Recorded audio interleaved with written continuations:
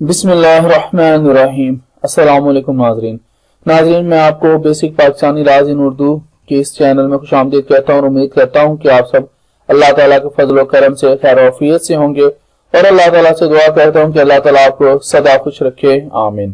ناظرین، اس ویڈیو میں آج ہم ایک کیس لاز کے حوالے سے JIT کے بارے میں جانیں گے، یعنی کہ JIT کی رپورٹ کی قانونی حیثیت کیا ہے۔ شروع کرنے سے پہلے آپ کو میں یہ بتا دوں کہ JIT کس کا مخفف ہے۔ JIT مخفف ہے جوائنٹ انویسٹیگیشن ٹیم۔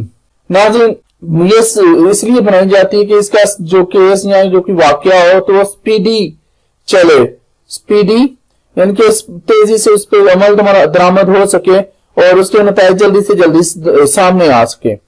تو یہ پاکستان میں ہی JIT بنائی جاتی ہے۔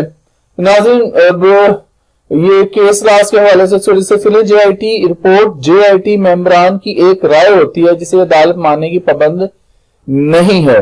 مزید ناظرین، سپریم کورٹ نے قرار دیا ہے کہ JIT رپورٹ کو پولیس چلان زیر دفعہ 173 کی طرح صرف زیر غور تو لایا جا سکتا ہے مگر عدالت اس کو ماننے کی پابند نہیں ہے۔ ناظرین، یہ جو ضابطہ فوجداری ہے جس کو ہم لوگ CRPC کہتے ہیں، اس کا جو سیکشن 173 ہے، یہ کافی لمبا چوڑا ہے، یہ بھی میں آپ کو بتاؤں گا۔ یہ جو پولیس چلان کاٹتی ہے، میں نے کہا تھا وہ جو ایک ویڈیو بنائی تھی جو کاروکاری کے حوالے سے، اس میں نے اس کو ڈسکس کیا تھا اور میں نے آپ سے وعدہ کیا تھا کہ میں اس کو انشاءاللہ آپ سے ڈسکس ضرور کروں گا۔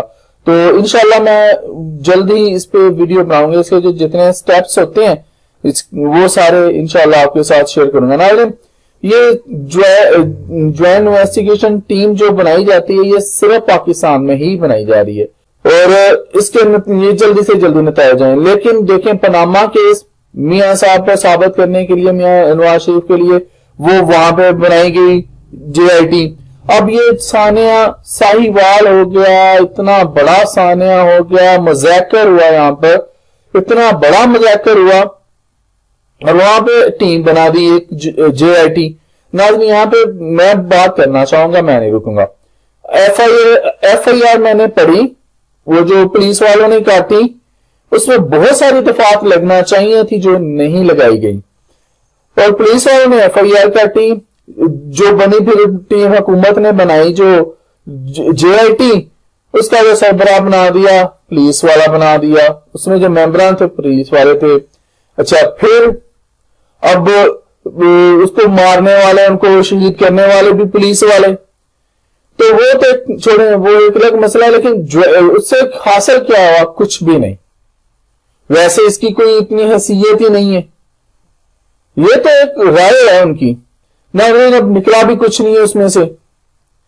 اب اگر ہم نے ہر موضوع پہ JIT بنانی ہے تو پھر عدالتوں کی جوڈیشل انکوائریز کس کام کی ہوں گی؟ عدالتوں کو بند کر دیں، ان کو تالے لگا دیں، ختم کریں عدالتیں، یہ لا کالجز وغیرہ ختم کریں، لا کے تعلیم ہی ختم کریں۔ کیوں وکیل بنائے جا رہے ہیں، ایڈوکیٹس کیوں پیدا کیے جا رہے ہیں؟